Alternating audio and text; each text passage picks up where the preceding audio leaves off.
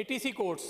जो कि हमारे पास कराची में 20 हैं, उनको हम कम करके और 7 ATC कोर्ट्स को रख रहे हैं, क्योंकि अभी ओवर द ईयर जब 90 में ATC कोर्ट्स बनी थी तो कराची में क्राइम काफ़ी ज़्यादा था हमारा टेररिज्म के हवाले से, और अब मुख्तलिफ़ ATC कोर्ट्स में बहुत कम केसेस हैं। किसी ATC कोर्ट में 7 केसेस हैं, किसी में 10 केसेस हैं, किसी में 20-22, हार्डली 50 से कम ही केसेस हैं हर ATC कोर्ट में। तो हम इसको 7 कोर्टें जो हैं वो रहने दे रहे हैं। उसके साथ साथ हम 13 कोर्ट्स जो हैं वो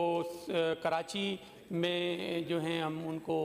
इस्टेब्लिश 10 कोर्टों को करेंगे, और बाकी रिमेनिंग जो बच जाएंगी उसके साथ और इंटीरियर सिंध में जैसे हैदराबाद डिवीज़न है या सक्खर या लाड़काना डिवीज़न है, उनके जो